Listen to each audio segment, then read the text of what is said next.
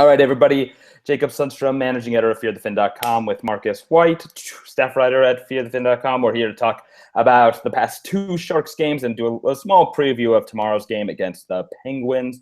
Tomorrow being Saturday, today being Friday afternoon if you're not watching or listening to this live. So let's start by talking about these last two games. Sharks lose yesterday to the Flames, lost to the Coyotes as well. One of those on the road, Flames game at home. What is your takeaway or your assessment of the team over their play over the last two games and why we're looking at a losing streak where they lost two games to teams that they really shouldn't lose to? I think these two games more than any kind of indicate on a large scale we look at puck possession and we look at those numbers because on a big sample they mean a lot, but in a small sample, on a game-to-game basis, even the worst teams in the league, Arizona and Calgary, who struggled, but I think they're a lot better than the recent struggles. They're good, and if you give a team like that an opportunity to stay in the game and you let them hang around, or you play like the Sharks did in Arizona on Tuesday night and you let them take the lead, that's what happens. I think Tuesday, and DeBoer acknowledged this the day after on Wednesday. Tuesday was pretty much might have been Wednesday. It was yesterday, actually, at the morning skate. He acknowledged that it was pretty much a classic case of running into a hot goaltender. Those games are going to happen.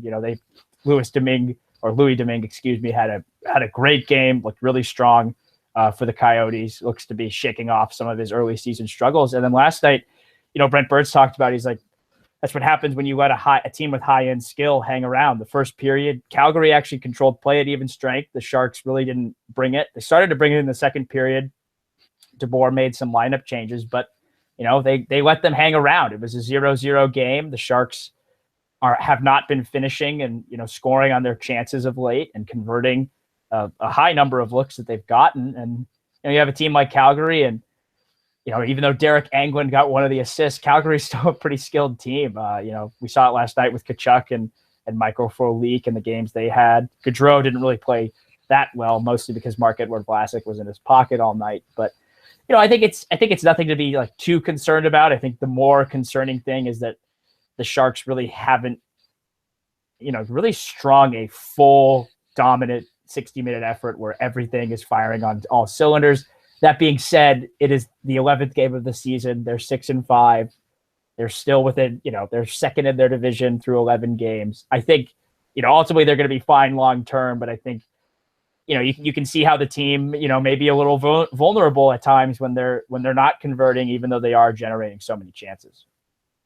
Yeah, I think the biggest thing for me is that I know we talk a lot, and not we maybe so much, but the mainstream media idea of the league being one that has a lot of parity in it, that on any night anybody can beat anybody, that type of thing. And I know a lot of that is just, it's a cliche. That being said, I think we forget that all of these teams are capable of winning every single night. Yeah. Teams like even bad teams, really bad teams, trying to lose teams. The Leafs won a lot of games last year. That's just the way these things go. It's, to me, I think what we do as fans is that sometimes we can kind of overrate a good team's chances against a bad team, because I think we don't really understand sometimes because how narrow the margins are in one game.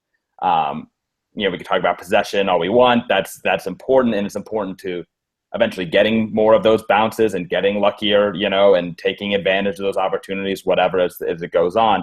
But if you look at any given hockey game, you're probably talking about 7 or 8 moments that define the game.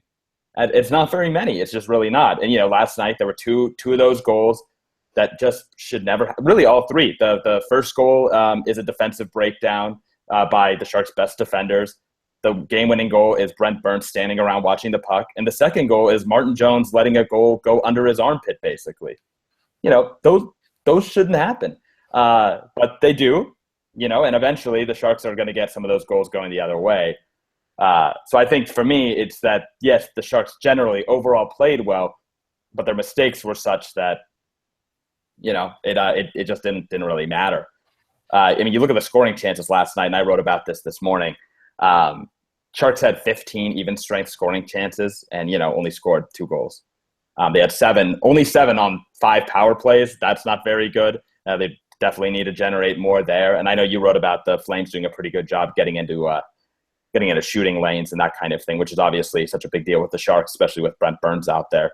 And I think another thing is that there are times I feel like while Pete DeBoer has been a very good coach in terms of letting the team just do its thing, there are times like last night where I feel like he jumps the gun a little bit with, shortening the bench and moving lines around. And I know that that's a big part of this or concept of what a coach should do in game is, shake things up if stuff isn't working. And I feel like I don't know if that's always the answer, because I feel like if you have a team that over an 82-game sample is generating incredible possession, that just because guys aren't doing it in their 40-second shifts one night doesn't mean that you should necessarily say, hey, let's throw that out, all that other data out the window, just do it. So I'm not necessarily saying that it's necessarily wrong, because they obviously are seeing and hearing things on the bench that I'm not seeing watching it on TV or in a press box or whatever. Yeah. But I kind of question the kind of that desperation move type of thing. I feel like sometimes it's not really necessary, and I feel like that kind of thing bleeds down to fans, where we're starting to talk about, okay, so what's the problem here after you lose 2 games? Yeah, I think that's an interesting point. I think the line changes, mostly work. The first goal, the new look third line with Hertl, Marleau, and Bodker allowed that goal. I think a lot of that is Hertl's positioning on that play. I don't think he was in the right spot at all. And on that first one, then the second one, just strange play. And then that third one, obviously, that's Bodker probably on the back check needs to tie up Tkachuk, but at the same time, Brent Burns leaving his side of the ice, leaving his possession, playing really aggressively to try and force that turnover and fully fit it in a tight window. I think he can, at times maybe change his lines a little too much, but I think also DeBoer's did a good job of recognizing too, okay, that was a line change in a game where we needed a spark, and we're not necessarily going to change things up after that. I remember they changed lines against the Rangers, and then, in the middle of the game, and then the second night of the back-to-back against the Islanders, their lineup was the same as it was when it started against the New York Rangers. So I think he, he'll change it up. It's certainly not like when, McClellan was coaching, when it felt like the lines were often thrown in the mixer. I think DeBoer recognizes and understands the importance of having regular line mates and establishing, regular chemistry. But if he wants to get a different look, he's certainly willing to do that. And I think last night, Carlson fitted really well on the top line. I thought he had a really, really strong game last night. I think he's played really well as of late. And then I thought Bodker fit in with Marleau and Hertl. Yes, they allowed the goal, but that line was generating chances, and they looked dangerous in the offensive zone. I tweeted this, and with that speed on the ice with Marleau and Bodker, and then you have Brent Burns out on the ice with them, there's just the speed with which they move the puck and the skate in the offensive zone was something interesting and cool to watch. I think I don't know. I think I tend to believe that even with these struggles, that DeBoer is probably going to stick with the same lineup tomorrow night. But I wouldn't be surprised after. He was very frank and questioning their full game effort last night, questioning their commitment. He's not a guy who often calls out his team, at least in my experience. In the limited time I've been covering the team and around the team and at practices and stuff. And last night he was very frank. And Logan Couture said that today. He said DeBoer is always very honest with them. So I think you definitely can run the risk of changing things up too much. But I think DeBoer, at least, this season has really more been kind of, okay, in this one game, we need a different look, but starting next game, we'll go back to what's been working for us over the long term. All right. So let's talk about the lineup a little bit. I know it's kind of had some lines switching around and shortened the bench. In this case, that really is code for, guys like Michael Haley and Tommy Wingels just really not getting a lot of ice time late in games when they're trailing. They combined for one shift last night in the third period. Yeah. So that's not really a hugely shocking in general. That's not uncommon when you're trailing at a game to shorten your bench and not play your fourth line so much. What is your perception of what DeBoer thinks about his fourth line at this point? Does he think that he's getting from them what he wants? He's playing guys like, especially Haley, he's playing, really only 5 or 6 minutes a game. Is he happy with what he's getting from them? Do you have a sense of that? Well, he wasn't asked about it today, and I probably should have asked a little bit more about those line changes, and I'll probably get a chance to ask him tomorrow. I think he's largely been happy with how they've played. I mean, the team is coming off of a 3-game winning streak, and I think he's like maybe the different look they've presented with Haley in the lineup as opposed to Matt Nieto of late. I think last night, maybe less a reflection of how they've played as a line and more of a reflection of how the game was going. And I think same with Arizona. Yeah. I mean, I'm looking at Haley's ice time. He played 540 against Arizona, and he played 711 against the Flames. But those are both games where the Sharks were trailing by 2 goals going into the third period. And DeBoer, he rode his horses. And I think, they didn't totally shorten the bench. They still were able to rotate through 10 guys. But I think he's still happy. I think he's still happy with his fourth line. I think coaches, regardless of how they feel about their fourth line, if they're trailing in a game, unless it's Team Canada in the World Cup of Hockey or has that kind of skill on their fourth line, they're going to shorten their bench in a situation where they're trailing. I think that's just kind of the nature of the beast and the nature of how things go. But in how he's talked about the fourth line before this, mini 2-game homestand, I think he's been pretty happy with them so far. Haley did not skate today, nor did Matt Nieto. Dylan DeMello and Aaron Dell did.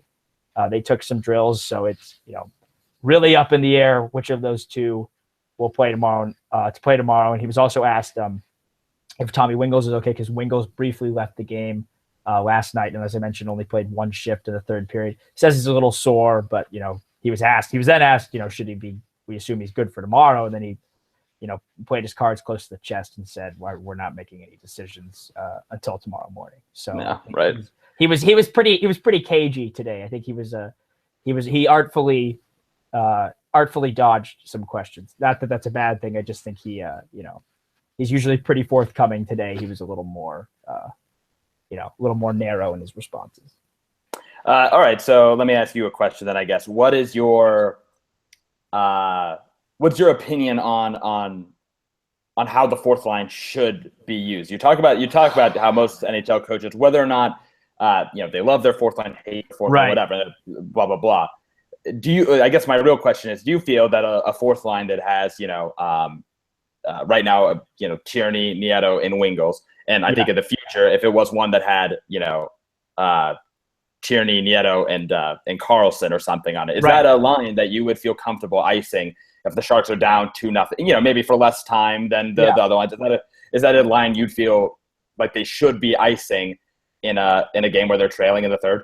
I think it's a line that I think I would be comfortable icing for sure. I think they're capable and they've shown enough in their careers, but I don't think DeBoer is fully comfortable with them right now. I think he's definitely comfortable with Tierney. He kept playing Tierney when the bench was shortened last night, and Tierney actually centered the third line while Hertl moved up onto the top line. Right.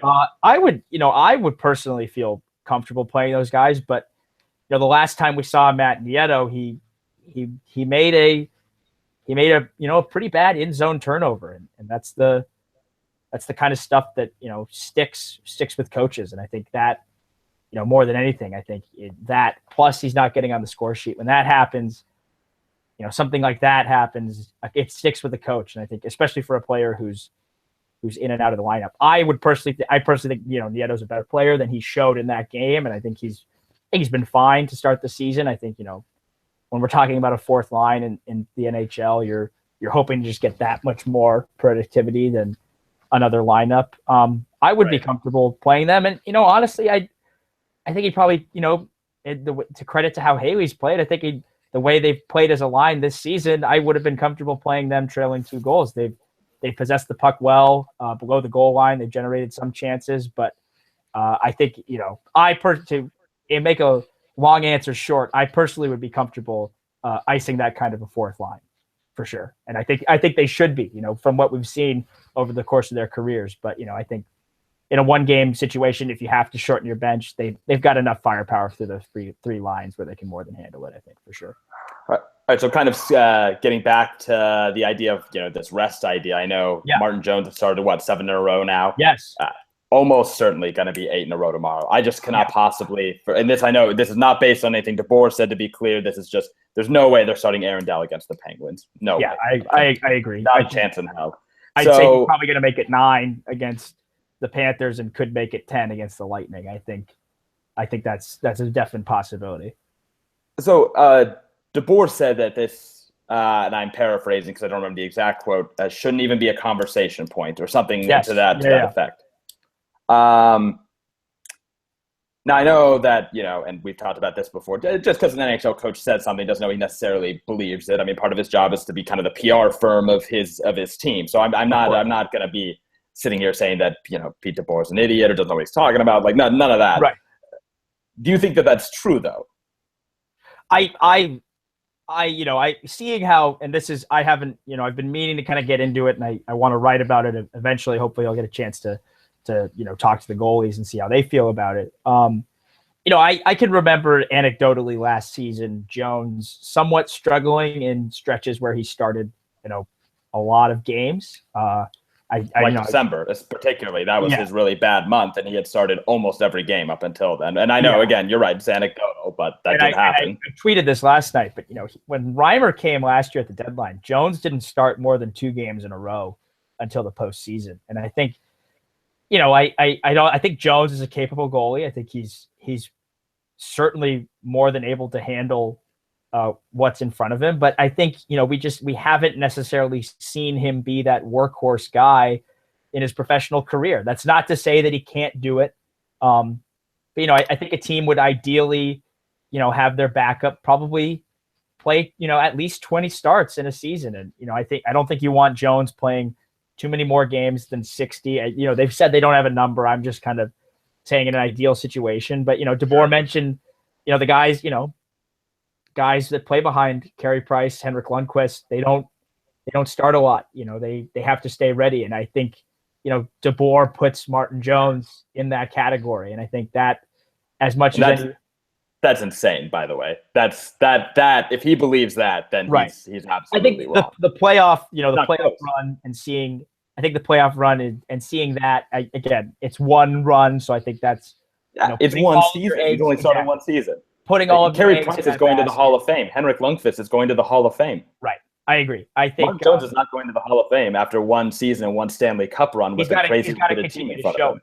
He's got to continue to show it. And he hasn't shown it this year. I think at all. Yeah, I think it hasn't been wholly his fault. The numbers don't look good. No, not at all. But I mean, the deal is that Carey Price has put up Vezina numbers playing for one of the worst NHL teams in recent memory. Well said. I think, he was so good last year. I think surprisingly the Canadiens have been improved this season. It's still early. I agree. We could talk. We could go down that rabbit hole all we wanted. No, don't, please, no. God. I think, I kind of agree with him. I could kind of see what he's saying, but I would also argue that the short rest this offseason probably wouldn't help.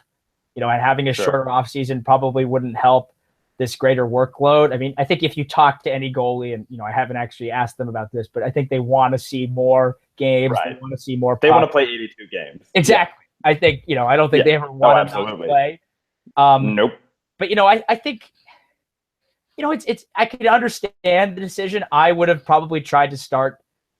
Honestly, I think Dell probably could have started the last 2 games because at some point too. That's what I would have done. At some point too, you have to see what you have with Aaron Dell. And he looked pretty good against the Islanders, but it's one game. He's been good enough in the AHL, I think, to warrant more trust. But I do wonder if maybe the Sharks are a little hesitant because the last time, DeBoer had an inexperienced backup. He wasn't even inexperienced. It was Stalock, and he didn't really trust him. It took getting a James Reimer to trust the Sharks backup. So, I think Jones definitely started in these stretches before. He wasn't great during them last season. And then once they trusted their backup and they acquired a new one, he played less. So I think it's a matter of, it's a chicken or the egg argument too, because it's like, well, if you don't trust Dell, how do you know you can trust him unless he plays? But if you don't trust him, you're not going to play him. So I think, I should have seen it coming. I'm certainly not surprised that this is how it's gone, but I definitely think that, I don't think this is ideal for Martin Jones, but like DeBoer said, it's still early in the season. They're going to have chances to get him home games. I mean, I'm looking in their next few games. They play at the Coyotes again, home against the Devils, and they get the Coyotes at home again. He could play, and they also play the Hurricanes on the road, who are a good possession team, but they've struggled, and I think that's a team that Dell could start against. So, there are potential starts for him, coming down the line, and I think it could even out. I think it's more than anything a testament to the Sharks' schedule so far, because like DeBoer mentioned, they haven't played a single back-to-back. They played one back-to-back. Jones hasn't played in it, but Dell started that, and since then they haven't had any back-to-backs. So I think it speaks to it's more of a trust in Martin Jones thing, although it's not the decision I would have made. I would have thought he would have started at least one of these two games against the Coyotes or against. Yeah, my biggest thing is that if they don't trust Aaron Dell right now, and they're not going to give him the chance to earn that trust, then they should have made a move for a backup goalie during the offseason, which they could have done. That's if that is the thing, and I'm not necessarily even making that assumption. I'm just saying hypothetically, if that's the thing, then they made a mistake. Right. This was poor roster management if they're not going to play Aaron Dell, and that's a fact. Yeah, I think that's fair. I think it's still so early though. I think they do trust Dell and they will get him games, but through 11. If this pace keeps up, logic, though, that doesn't make any sense. Like, as if the games in October count less, make you less sleepy than they do in December. That's just nonsense. I understand, the idea of him not having played a back-to-back. Well, that's great. No goalie should play a back-to-back, and that's not my opinion. That's math. That's science. That's proven. That's a fact. So to say, for him to say that, oh, well, it's only 11 games that we've run him into the ground. It's like, okay, but so what? Do you have a number? Is it after 25 games he plays every other game? Is it what's the plan? And now, in fairness, and I will say that even if they have a plan, and they probably do, they're never going to tell us because A, it's the NHL, B, it's the NHL, it's also still the NHL. I get that. It just seems kind of odd that they've played him as much as they have when they've had obvious opportunities to start Dell. It's odd to me. I think we don't know if it's a lack of trust or not, but I think it's a fair decision to question. And I think because the Sharks, if this is not to say it's been Martin Jones' fault. I think two of those goals against Arizona, he's got traffic in front of the net. The McGinn goal, he's screened almost completely. Second one, there's traffic and it takes a deflection. That's not necessarily on him. And then last night, there's really not much you can do if Matthew Tkachuk gets dry on two of those. The first one especially. And then, same with the Brouwer one. Yeah, exactly. Hurdle. Yeah.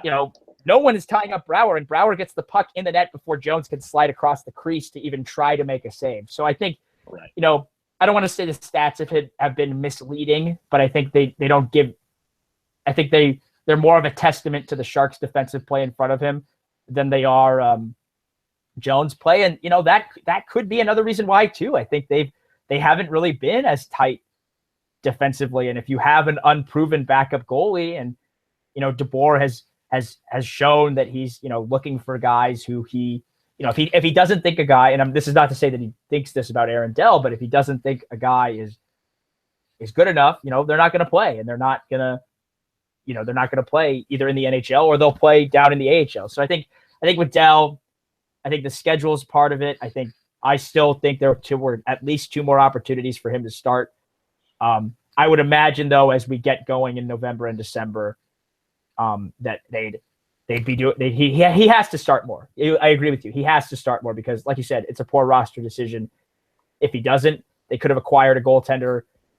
They could have gone out and traded for Mike Condon. They could have gone out and traded for one of. There's been a surprising amount of backup goalie movement. So there are guys that are available. Also available.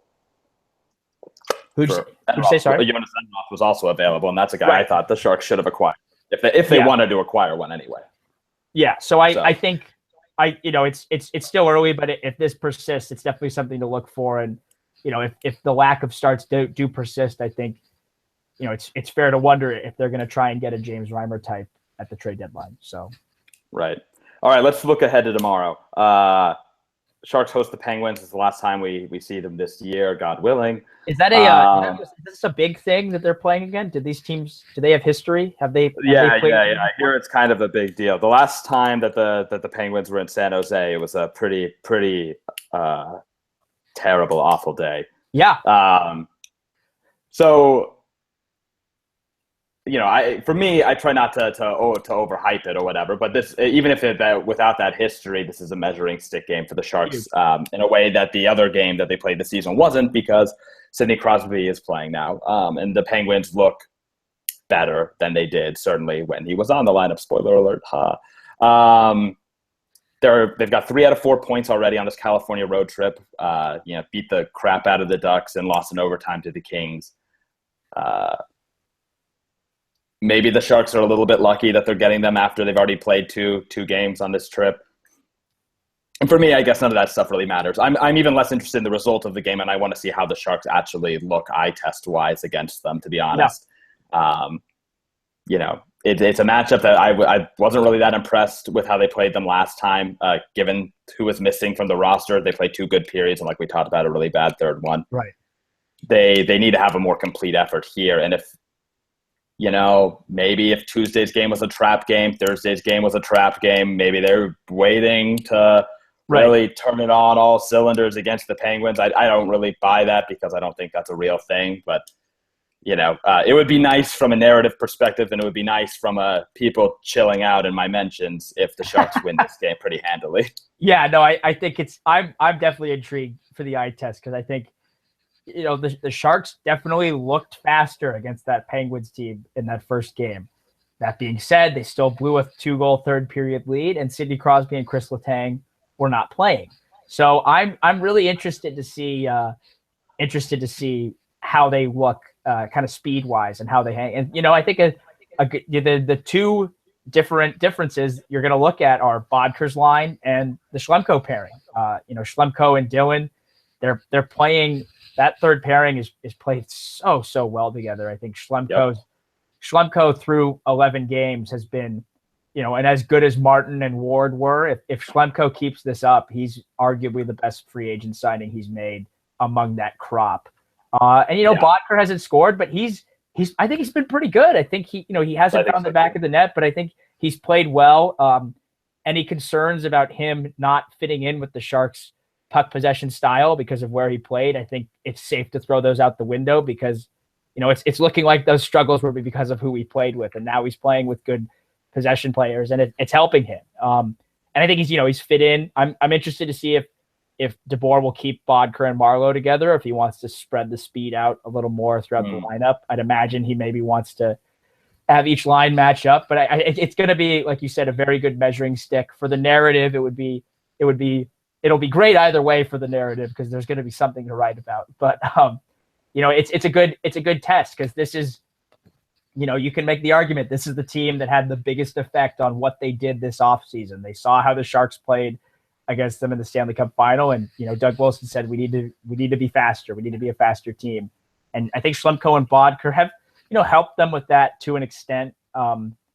And tomorrow's going to be the clear test, though. And I'm, especially with Crosby back, and especially with Letang back, I think the difference he makes on their blue line, he's as important to their blue line as any defenseman is to a blue line, I think, across the NHL. He might be the most important defenseman to a specific team in the NHL, at least in my opinion, because they look so much worse without him than with him. And they have no depth in defense. Yeah, and he's a guy that that they've built around, and Mike Sullivan's talked about how they've struggled without him in the lineup. So it's going to be an interesting test. I do think, they say, it's just another game. We're focused on ourselves. Yeah, whatever. You know that they are going to bring it tomorrow. They're going to be excited for us. It's the last time they played the Penguins on this rink, they lost in the Stanley Cup final. Pete DeBoer might not need to give an inspirational speech, but they're going to be ready. And I think it's going to be a really good game, especially now. It's just, when you play the Penguins without Crosby, or you play the Penguins without Letang, it's like, okay, it'd be like playing the Capitals without Ovi. It's like, okay, exactly. Yeah. That's not cool. We got the win, or we played like this, but tomorrow night's going to be, it's going to be a fun game. I'm pretty shocked that it's not picked up nationally anywhere. I was shocked by that. That's a decision that, maybe I guess, maybe the ratings weren't where they would have liked. East Coast bias. Nobody cares about the Sharks. Yeah. NBC hates us. Yeah. But it's a Stanley Cup final rematch, and Sidney Crosby was in the Cup final. That's going to do decently well. I think the last time that the Sharks played the Penguins, they were showing like an old car auction on NBC Sports instead of picking up that game. So, and it probably got better ratings in the Stanley Cup final. So it might have. But that's going to be. I'm excited for that game. I think that's one we had penciled on at the beginning of the year, and I think that's going to be as big of a measuring stick as last week was against Nashville. I think this is even bigger because of how the Penguins have played since Crosby came back. Absolutely. All right, let's answer some questions. Scrolling through these, most of them are, why Haley? Where's Matt Nieto? Someone find Matt Nieto. Is Matt Nieto dead? So very, very briefly, here's my summation of the Michael Haley, Matt Nieto situation. And I'm going to try to do this in as neutral a way as possible. Michael Haley is starting because Pete DeBoer likes what he brings to the lineup in terms of his size, his the grit type stuff, the deterrent factor. Sharks players also like that, right? Okay. He's not a very good possession player. In fact, he's bad. He is a bad possession player. He's not Mike Brown bad, but he is bad. And he doesn't score. Okay. Matt Nieto's not playing because he also doesn't score. He does not have any of that grit factor. He's not, a guy that's going to be called tough to play against. Yeah. And I think that while the team really values that possession game in the top 9, it's less important to them for the 12th skater on the roster. Now, you can argue whether or not that's a good idea, a bad idea, good philosophy, bad philosophy. I think that's a mistake. I think Matt Nieto should be playing because I think that the team dramatically undervalues how much extra he brings to the table. That being said, Michael Haley starting these games is not why the Sharks have lost. No. Doesn't help. Yeah. Doesn't hurt anywhere near as much as I think that people think that I think it does. I really don't think it's like a huge thing. But when you're talking about a team, this isn't Edmonton Oilers. There are not 15,000 things the Sharks are doing wrong. Exactly. They're doing one thing wrong. And so I make note of the one thing they do wrong when they do the one thing wrong. And yes, that's why it's repetitive. It's because the team isn't really doing that many other things wrong. And so, yes, I understand that it sounds like beating a dead horse, but that's because there are no other horses. Yeah. There are none. There's one dead horse in the barn. That's the only horse. So we're going to talk about it. That's a good point. I think Nieto could play tomorrow. He played last time against Pittsburgh when Haley played the game before, and I think his speed is gonna change things. He could. Neither of them skated today. Only Aaron Dell and Dylan DeMello did. So it's literally, it could go either way. And, their Thursday morning skate was optional, and they haven't had, at the ones at Sharks Ice, I haven't seen a full participation morning skate. Usually Thornton, Marlowe, Pavelski, some of the older guys, they're usually not participating in the morning skate. So we might not even know then unless DeBoer tells us. And I have a feeling he might not answer when asked how his lines are going to look. So, he could play tomorrow. I'd imagine he'll probably play a little more on the road trip coming up, especially if this Wingles injury ends up being serious. DeBoer said today that he's just sore, so I don't anticipate it becoming anything. But it is what it is at this point. It's a decision I think you or I would make differently, but and like you said, I think you summed it up well, Jake. No, nothing else needs to be said on that. So let's move on to the next thing. So we got a couple questions that are similar in amount of let's see. I guess I should give this person's name since they actually asked us something. Scott Young on Twitter wants to know what do you guys think? By the way, Scott Young has a great Twitter handle. You're right. It's at fake Scott Young. Oh, that's solid. That's great. What do you guys think of some of the line changes, and do you expect more for Saturday? First, I thought he meant shot attempts, but right.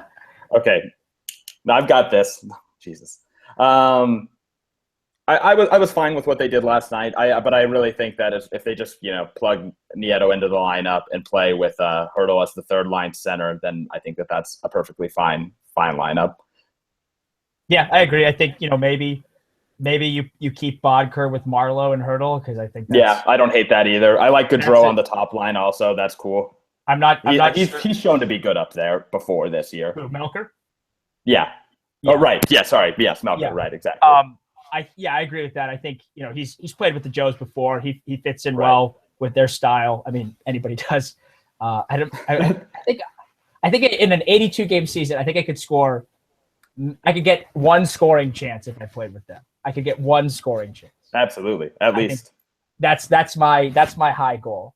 At any rate though, I think that's, and I'm not sure. Have the Penguins kept HBK together, or have they? They've gone back and forth. They have played together, but not the whole time. The HBK line was together when Crosby first came back, though. I know that for sure.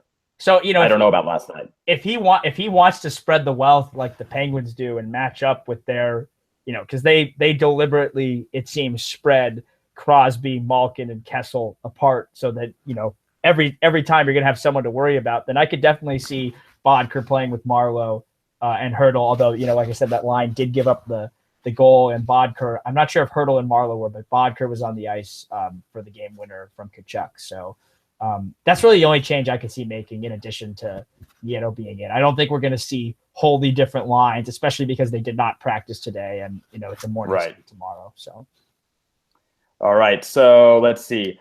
Other question was, how much longer do you expect the board to keep shuffling lines, and how will it affect line chemistry? This one is from Mace Colleen, maybe? I don't know.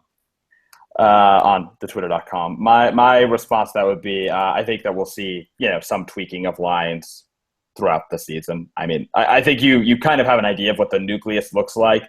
Yeah. But at the same time, I think that Timo Meier not being called up yet is part of the reason I can't say that we're looking at anything definitive. And two, I don't think it's a good idea to just be like, oh, these are our lines, this is what we're doing. As much as I know I was saying earlier that, consistency is good, and, work with what you think works. I mean, if you don't go in with an open mind to every game, then you're not doing your job. And Pete DeBoer knows that. He is a smart man. He knows what he's doing. 2 odd degrees. They've got that's 2 more than me. They've got a very versatile lineup. They have a lot of possible flexibility. Yeah. I think really the 2 pairs of forwards that we see together, and I think that's how he kind of likes to have pairs on each line.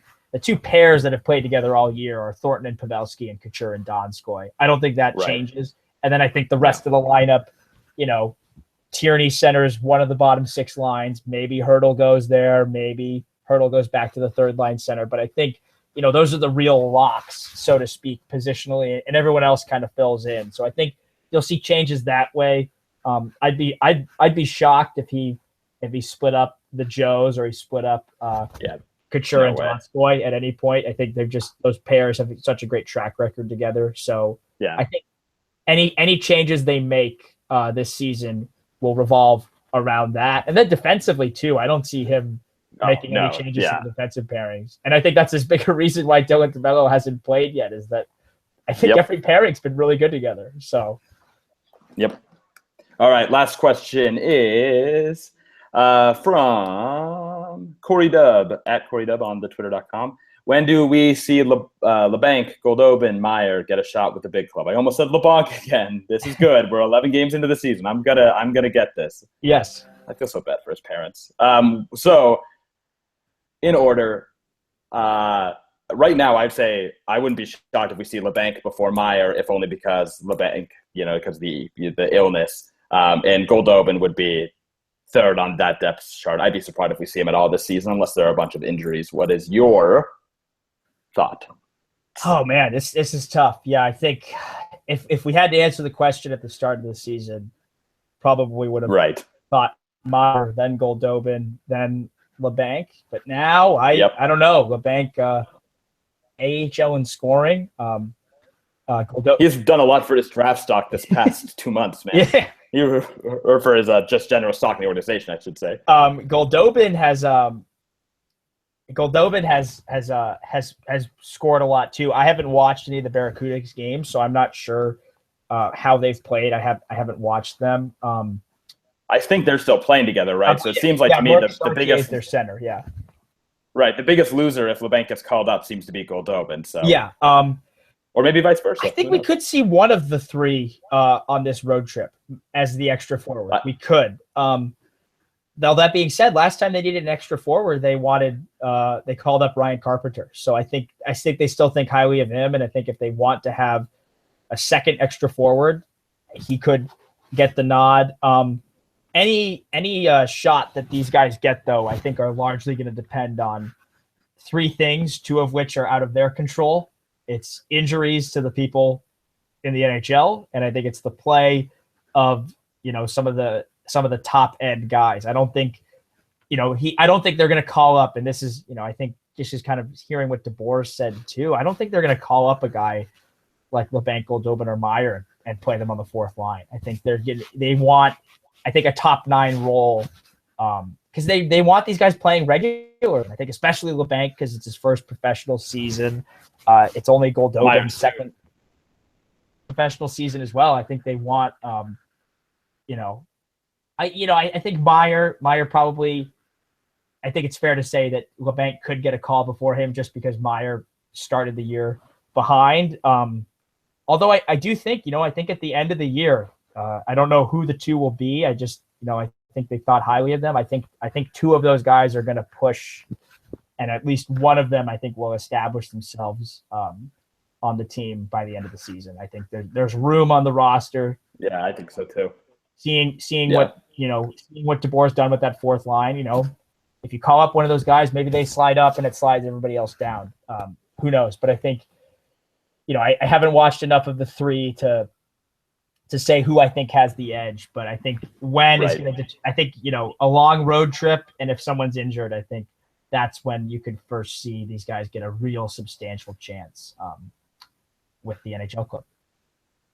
All right, that's going to do it for us. We are done for the weekend. 7:30 tomorrow at SAP Center. Then we're off again until Tuesday, I believe. So we will probably be back on Monday if the Penguins give us something really interesting to talk about. Otherwise, we'll fit it in as our schedules allow. You can follow Marcus, as always, at Marcus P. White on Twitter.com and at Jake Sundstrom and at Fear the Fin. Thank you so much for listening or watching. If you're watching this on Fear the Fin, you can subscribe to the audio version of this podcast so you don't have to look at our faces by searching Fear the Fin on iTunes. And I think that'll just about do it. Good? We're good. Yeah, all right. Thanks, guys, for